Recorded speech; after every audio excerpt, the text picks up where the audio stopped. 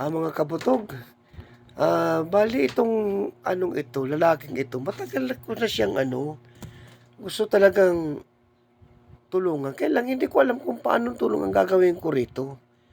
Dahil sa naawa nga ako sa kanya. Tignan mo ang itsura, oh. Hindi makalakad yan. Kasi yung niyan, yung paa niyan, yung magkabilaan, parehas may sugat. Pero yung isa malala. Mayroong bakal, yung stainless. Tapos minsan, naikwento na nga sa akin nung kapitbahay yan, inuud na yan. Tapos binuhusan daw na ng sunrox.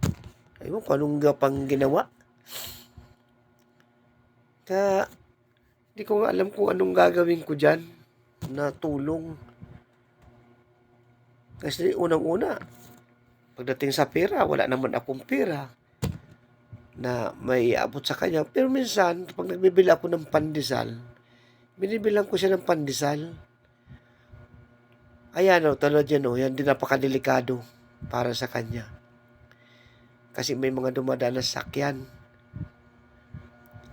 Ngayon, may naikwento siya sa akin, meron daw siya nung yung parang skate na may 3 gulong. Ang gusto niya sabihin sa akin, dagdagan daw ng isa pang gulong, bali maging 4 para hindi daw siya na lalaglag.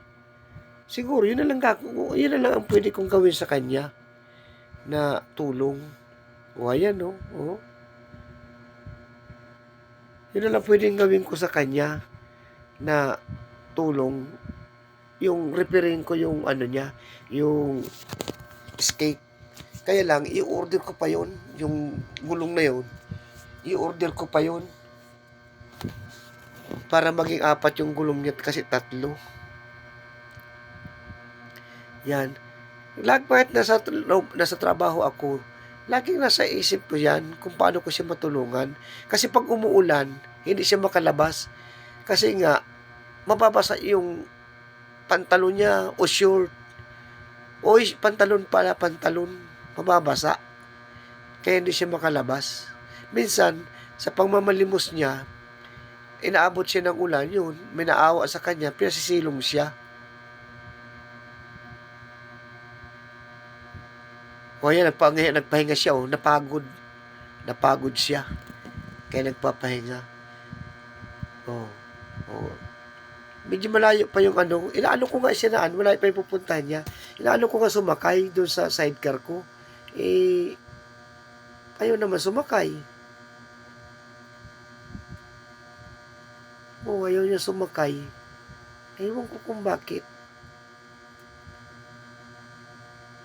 Tapos sabi ko sa kanya, sige, bibidyohan kita tapos ipopost kita para kung sakali na may maawa sa'yo o tutulong, matulungan ka sa katayuan mo. Kasi ang gusto niya sabihin, yung bakal niya sa paa, ay ipatatanggal niya raw.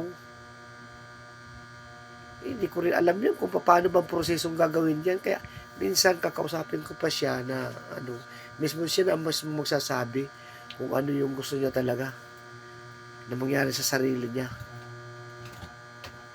Tutulungan ko lang siya para makilala niyo siya kung anong tulong na pwedeng gawin.